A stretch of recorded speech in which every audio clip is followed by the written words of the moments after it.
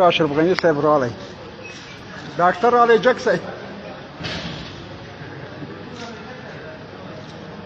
السلام علیکم ټول ستړي مه شئ ډاکټر صاحب راغی تازه ډاکټر یسته جای ورک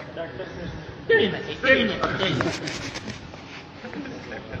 ټولو ته ډاکټر مبارکي ووایم د هر څه نه مخکې تر څو چې زه کېدم ټولو ته مبارکي ووایم ستړي مه شئ ستړي مه شئ ډاکټر صاحب ستړی مه شئ ستړي مه شئ ژوندي اوسئ کراري ده مننه ژوندي اوسئ سلامت اوسئ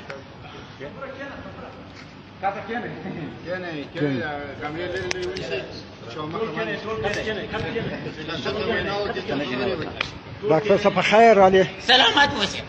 له خیره سره چیرې تشریف لري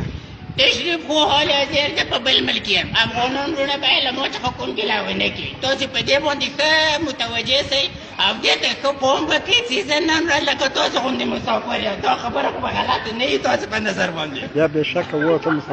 افغانستان دې له خیره سره پرېښولی ولاړې افغانستان خو ما غوښتې چې جوړ یې کړم خو د صالح صاحب ته معلوم و تا ته معلوم و که نه و ما غوښته زه افغانستان جوړ کړم خو نه یې پرېښودم بالکل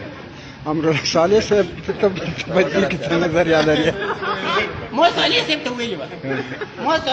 ویلي وه دا وطن دې خرابېدا نه دی طالبان زموږ وروڼه دي زما غېږه ورته خلاصه ده راسئ چې دا وطن په ګډه جوړ کړو ویې نه منله په دې کې دې ما څه ګناه ده سیاف محترمه ته ته مو ویلو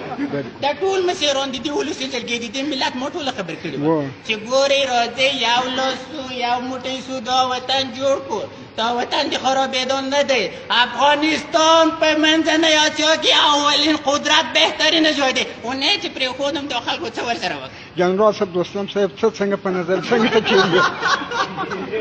دوستم صاحب هم راغلی د ترکیې ته افغانستان ټول وګړو ته چې په خارج کې دي مسافر دي لکه ما غوندې زړه له کومې مبارکي ورته وایم آیا دا ډېر د سختي ځای دی چې زه په بل وطن کې یم خو بیا په دې ویاړم چې افغان یم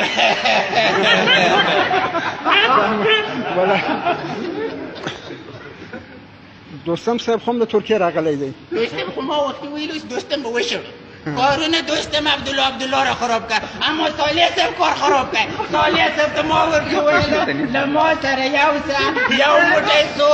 اتې مو څوک نشي ماتولی ویې نه منله